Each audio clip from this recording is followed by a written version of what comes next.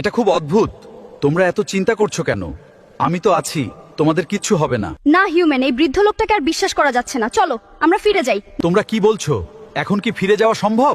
আর একটু গেলেই আমরা আরো বরফ রাজ্যের ভেতর চলে যাব। আর তোমরা আমাকে বিশ্বাস করছো না কেন? না, আমরা আর সামনে যাব না। আপনাকে বিশ্বাস করার কোনো কারণ নেই। চলো আমরা ফিরে যাই। দেখো রাজকন্যা, এত দূর যখন আসলাম, এখান থেকে আবার ফিরে যাওয়া সম্ভব না। আর তুমি এই বৃদ্ধ লোকটিকে বিশ্বাস করছো না কেন আমি বুঝতে পারছি না। হিউম্যান, এই বৃদ্ধ লোকটি যখন থেকে আমাদের সাথে আছে তখন থেকে কেমন জানি অলৌকিক ঘটনা ঘটছে। আর দেখলে না, এই বৃদ্ধ লোকটি তখন দুইটা ভাল্লুককে কেমন করে মারলো। হ্যাঁ, এটাও তো সত্যি। দাঁড়াও রাজকন্যা, তাহলে আমি কবিরাজ দাদুর সাথে একটু কথা বলে দেখি। কবিরাজ দাদুর সাথে কথা বলার কি দরকার? হিউম্যান, তুমি এই রাজকন্যার কথা বিশ্বাস করো না। আর আমরা তো বরফ রাজ্যে চলে আসছি। না, আপনি দাঁড়ান, আমি একটু কবিরাজ দাদুর সাথে কথা বলি। জাদুর সোনার কাঠি, আমাকে কবিরাজ দাদুর সাথে কথা বলিয়ে দেও। হিউম্যান, হঠাৎ তুমি আমাকে স্মরণ করলে, কোনো সমস্যা নাকি?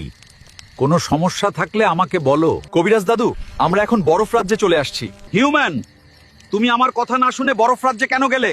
আর তোমার সাথে যে বৃদ্ধ লোক আছে, ও আসলে কোনো বৃদ্ধ না, ও একজন বহুরূপী। বৃদ্ধের রূপ ধরে তোমাদের ফাঁদে ফেলেছে। দাদু, এটা কি বলছেন? উনি এমন হতে পারে না।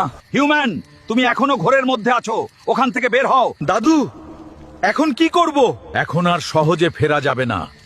নিজের বুদ্ধি দিয়ে ওকে পরাজিত করে তবেই ফিরতে হবে।